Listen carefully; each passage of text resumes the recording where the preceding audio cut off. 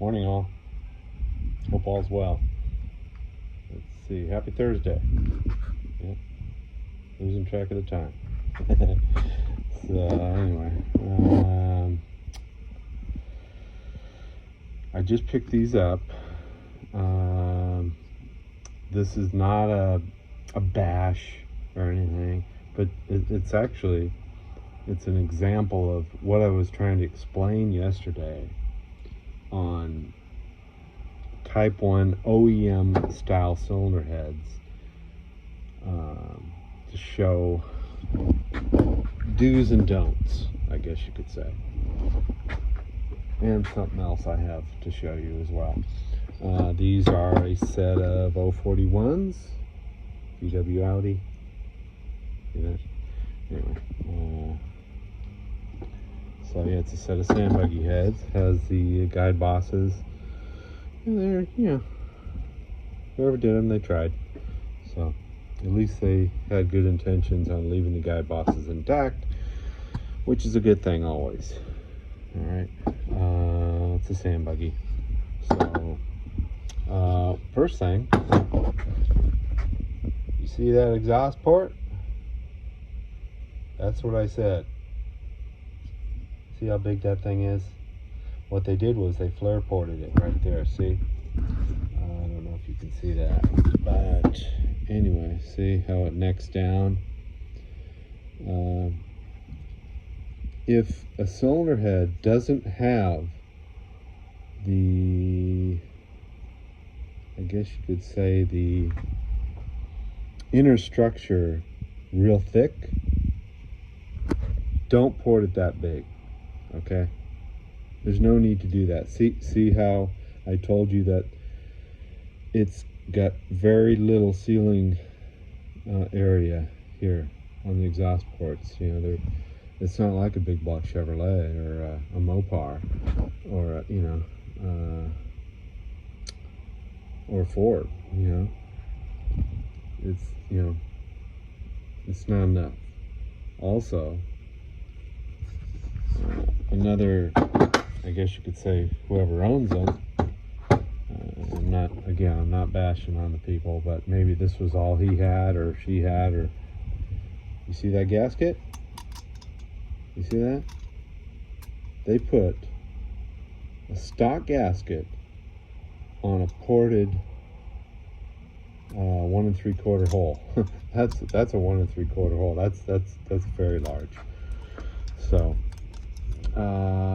there's a massive speed bump there. Okay, it hits that gasket and then it has to climb over the gasket and then shoot out the exhaust pipe. Does that sound feasible? Does that sound is that a person using their common sense? No, not at all. So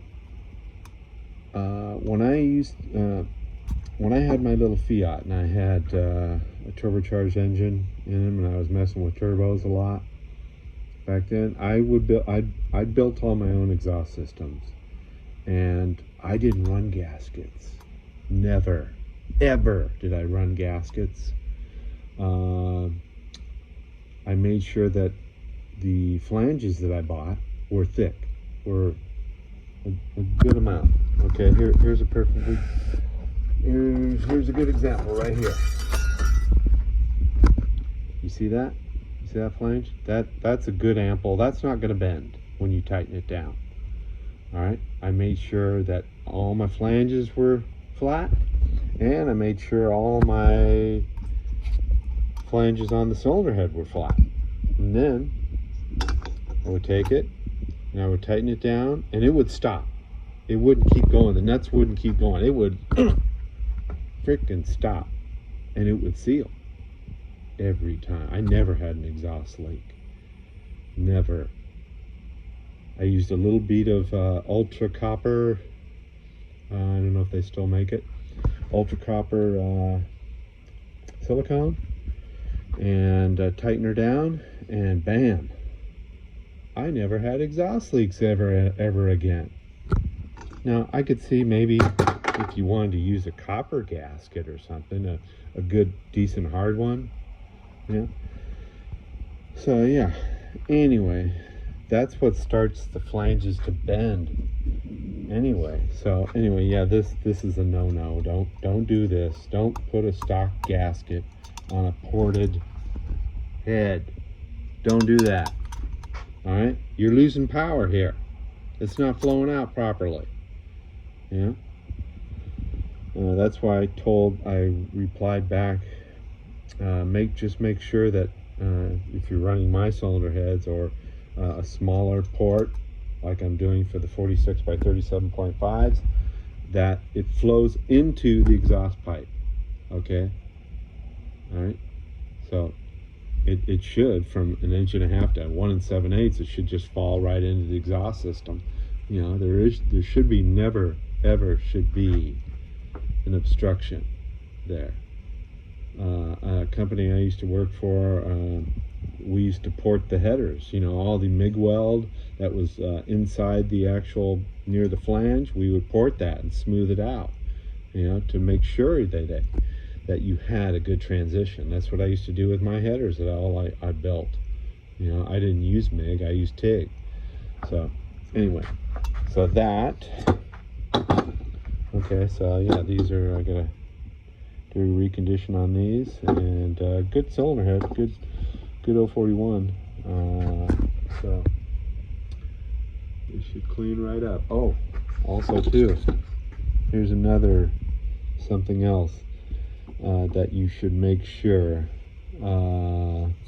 This, for some reason, I didn't rebuild these heads, but you got to you see it was what they call, excuse me, head part. Okay, it did seal when it was cold. Okay, no problem. But when the engine heat up, she was lifting the heads. Okay, because it was hitting. All right. So something going on there. So that's a big power loss right there. This is a huge exhaust leak, massive. You know, like Jake brake. Sounds like a Jake brake. Yeah. Or a flock of seagulls going over, whatever you want to call it. So, yeah, no problem. I'll take care of that. I'm gonna clearance that. Make sure they have more clearance. And here's another. Okay, I'm going to do these manifolds up right now. I'm going to do a match port on them real quick. And here's the gasket. Here's the factory gasket that one company, I won't mention any names, but this is real simple, people. You know, if you notice, I can see this a million miles away. Okay, you got a port here that's a little bit bigger than this port. Can you see it? All right, you see it? It's squared up right here on the top versus this one. This is more, this flows up in a radius a lot more. So what I'll do is I'm going to put it on the manifold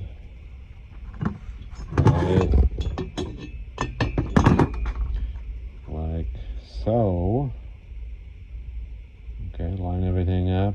I put my rocker studs in there so it can't move. Put some Dykem on it and draw the port. Then I'll flip it over and I'll draw it over here.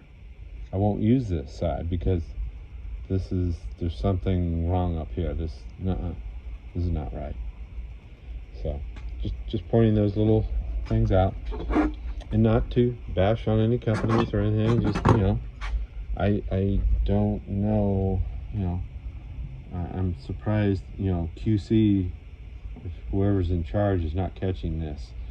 This is 2 different ports on one cylinder head. That's just, you know, come on.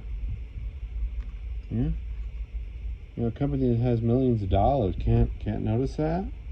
Yeah, I mean, you know.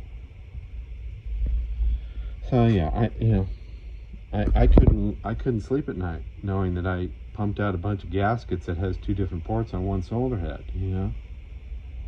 So anyway, yeah, okay. So match port these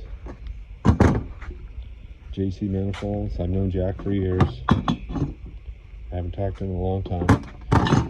So it's come a long way. So, knew him back in my street race days. So anyway, okay. Have a wonderful day, and bring you some more videos. Thank you for watching. See you next time. All right, take care. Bye-bye.